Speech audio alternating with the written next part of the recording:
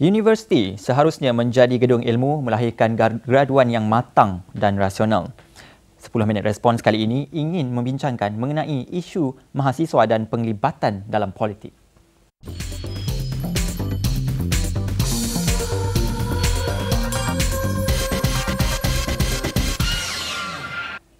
Fahaman politik dan pengaruhnya harus sama sekali dipisahkan daripada menjadi obsesi terhadap mahasiswa. Namun di sebalik menggenggam ilmu dan segulung ijazah, mengapa mahasiswa dan pihak universiti seolah-olah membenarkan isu politik dan skandalnya bertapak di dalam kampus? Kita akan jawab persoalan ini. Jika golongan muda ni terlalu obses, dia akan merosakkan pembelajaran dia dan juga boleh merosakkan mungkin mereka jika mereka menyertai demonstrasi haram, juga mereka boleh kehilangan kerja. So kita boleh berpolitik tapi mesti ada hadnya. Tak wajarlah kerana remaja ni tak kurang matang lagi kan. So mereka perlu dapat pandangan daripada orang yang dah berpolitik lama tu, bagaimana untuk negara ni, keamanan negara ni kan, bukan untuk individu atau sendirilah kan, untuk negara, rakyat semua, masyarakat lah. Golongan mahasiswa masih belum matang. Bersama saya saudara Wan Saiful Wanjan yang juga merupakan Ketua Eksekutif IDEAS. Adakah saudara bersetuju dengan pandangan mahasiswa tidak matang dan obsesi mereka itu mencemarkan nama universiti? Saya rasa pandangan bahawa mahasiswa tidak matang ini satu perkara yang jika disebut kepada mahasiswa, maka mahasiswa pasti akan merasa marah. Dan sesiapa sahaja yang merasakan tidak matang, dituduh sebagai tidak matang, saya rasa sedikit sebanyak mesti akan rasa tidak berpuas hati dengan tuduhan tersebut. Tetapi persoalan timbulkan ialah obsesi mereka terhadap politik negara dan sebagainya, politik kepartian. Mana apa-apa perkara sekalipun secara wujud obsesi, pasti dia menjurus kepada satu perkara yang tidak baik. Jadi keseimbangan itu adalah satu perkara yang perlu dicari oleh mahasiswa. Keseimbangan yang ingin dicari dalam mahasiswa ini, mungkin saudara Hafiz Arifin boleh kongsikan bersama kita. Hafiz, selaku bekas pemimpin mahasiswa, bagaimana anda melihat keseimbangan yang diperlukan antara akademik dan juga penglibatan politik? Keseimbangan ini yang kita lihat sebenarnya perlu diimbangi oleh mahasiswa dalam membezakan mana yang baik dan mana yang buruk. Kita tidak menghalang untuk mahasiswa untuk terlibat dalam aktiviti politik apabila AUKU juga telah dipinda. Tetapi kebijaksanaan mahasiswa yang akan menjadi penentu keseimbangan yang sedia ada, sama ada untuk gunakan ruang yang diberikan itu secara lebih bermanfaat ataupun akan menunjukkan imej yang tidak baik. Jadi ini akan terserah semula kepada kematangan dan kebijaksanaan mahasiswa yang menerajui kepimpinan yang menjadi contoh di kacamata masyarakat. Kalau bercerita mengenai mahasiswa yang menerajui kepimpinan yang menunjukkan kebijaksanaan, adakah kekacauan baru-baru ini yang berlaku di salah sebuah universiti menunjukkan kebijaksanaan kepimpinan mahasiswa? Saudara Wan Saiful. Saya rasa berlaku ketidakbijaksanaan di beberapa pihak dalam isu baru-baru ini. Pertama sekali ialah pemilihan lokasi untuk diadakan satu ceramah yang jelas berbentuk politik, sedangkan Malaysia ni satu negara yang luas. Banyak lagi tempat lain yang boleh diadakan, tapi universiti juga yang dipilih. Bagaimanapun setelah universiti tersebut dipilih, saya rasa reaksi daripada pihak universiti pun adalah agak berbentuk confrontational.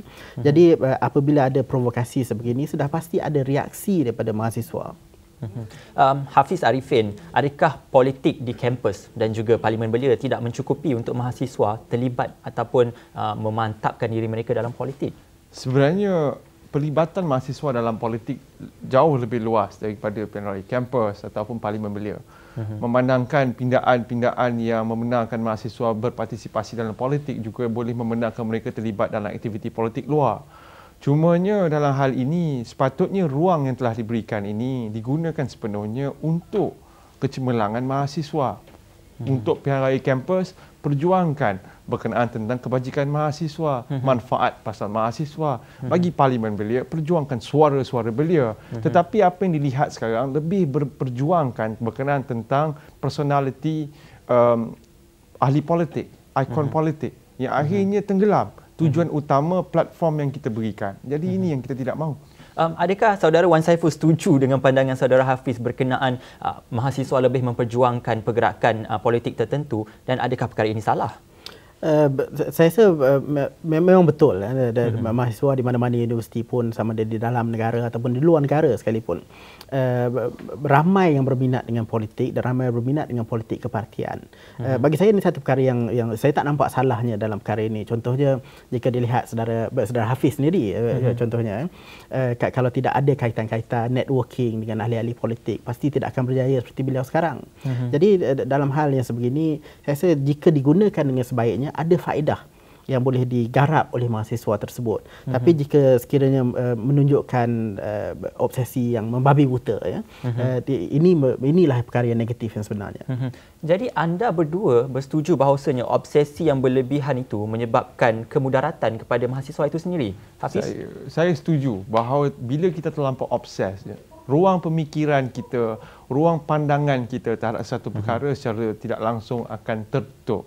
Saya setuju saudara Wan Saiful mengatakan bahawa peluang yang dia ada itu sepatutnya kita manfaat untuk membina rangkaian, untuk kita pelajari tentang kematangan dalam arena politik, kebijaksanaan kepada tokoh-tokoh yang mempunyai pengalaman.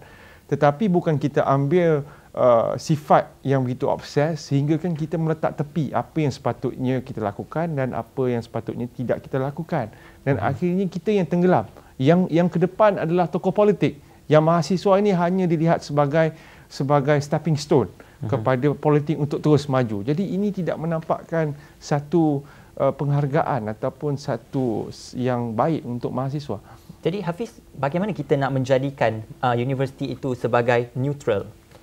Universiti sebagai neutral, universiti mesti sambut budaya ilmu. Budaya ilmu iaitu bukan hanya melihat pandangan satu pihak sahaja.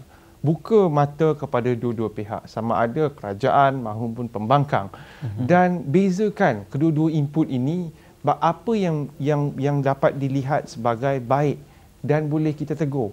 Dan mahasiswa sepatutnya adalah kuasa ketiga dalam memberi teguran, sama ada kepada pihak kerajaan maupun kepada pihak pembangkang, supaya kita boleh membentuk satu healthy society dalam negara kita. Kalau kita pun terjerumus dan juga kita mengikuti satu pihak terlampau taksub, jadi saya lihat tidak akan ada perubahan dalam landscape politik kita. Saya tidak nafikan mahasiswa, anak muda sudah tentu mempunyai idola dalam sama ada politik, sukan, apapun juang. Kerana mempunyai idola itu penting bagi memotivasikan diri untuk kita ambil inspirasi tersebut, memajukan diri. Dan sepatutnya perkara ini kita ambil nilai-nilai yang baik daripada mereka ini supaya boleh kita garap kepada satu yang lebih baik kepada mahasiswa. Dan kebijaksanaan ini sebenarnya perlu kita pupuk dalam pendidikan politik. Pendidikan politik bagaimana untuk kita bawakan. Pendidikan politik inilah yang kita berikan ruang, iaitu keterbukaan mereka berpartisipasi, keterbukaan untuk mereka menghujah, memberi pandangan, dan ini sebenarnya ruang yang cukup baik. Saudara Wan Saiful, tindakan mahasiswa yang menyertai demonstrasi dan sebagainya, adakah itu menunjukkan betapa mahasiswa itu lantang bersuara? Ya, dan saya rasa kelantangan ini juga satu perkara yang tidak semestinya negatif. Dan kita kena ingat bahawa macam persoalan tadi mengenai obsesi terhadap figura-figura politik ini, sebenarnya mahasiswa bagi saya patut berusaha menjadikan diri mereka sebagai bakal pemimpin di masa akan datang yang akan mempengaruhi suasana politik, bukan terikut-ikut dengan suasana politik. Malangnya apa yang berlaku sekarang ialah apabila ketua pembangkang ataupun Perdana Menteri bercakap sesuatu, seolah-olah semua yang disebut oleh salah seorang daripada dua ni adalah betul semuanya atau salah semuanya. Sedangkan tidak ada seorang pun yang malaikat dan bukan seorang lagi adalah iblis yang sentiasa salah. Jadi saya rasa ada yang baik, ada yang betul daripada kedua-dua pihak. Mahasiswa perlu belajar untuk menilai apa yang diutarakan dan berusaha untuk memilih yang baik dan menolak ke tepi yang tidak baik. Hafiz, secara ringkas, tindakan lantang bersuara melanggar peraturan, adakah ia satu tindakan yang rasional? Lantang bersuara, langgar peraturan, itu tidak rasional. You have to be practical. Kita kena jadi practical. Biar kita lantang, tapi lantang dengan kebijaksanaan. Lantang dalam mencerminkan kematangan kita untuk kita bawa perkara yang ingin kita perjuangkan. Itu yang kita tengok lantang dengan bijak. Lantang yang kurang bijak ni habis semua dia langgar, akhirnya tak ada apa yang dia capai. Kemenangan oleh pihak lain. Jadi ini kita tidak mahu. Baik, terima kasih diucapkan kepada Saudara Hafiz Arifin dan juga Wan Saiful Wan Jan yang sudi bersama kami dalam 10 minit respon. Walau apapun justifikasi kepada tindakan sesetengah mahasiswa dalam sesuatu pergerakan ataupun tindakan, sebenarnya apa yang perlu dijawab semula, adakah segala tindakan itu memberi manfaat kepada pembentukan modal instan dan juga impian mereka untuk mencapai kecemerlangan di Menara Gading? Sayang sekali, harapan ibu bapa diabaikan demi kerakusan berpolitik. Kita jumpa lagi minggu hadapan. Assalamualaikum.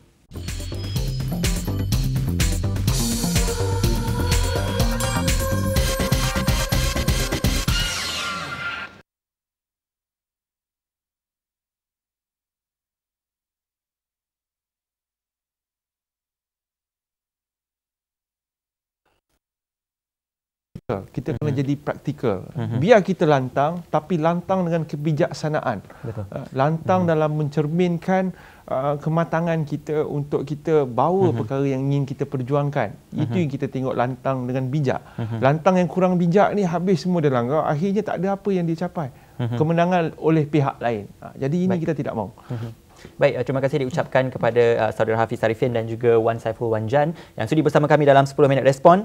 Walau apapun justifikasi kepada tindakan sesetengah mahasiswa dalam sesuatu pergerakan ataupun tindakan, sebenarnya apa yang perlu dijawab semula, adakah segala tindakan itu memberi manfaat kepada pembentukan modal instan dan juga impian mereka untuk mencapai kecemerlangan di Menara Gading?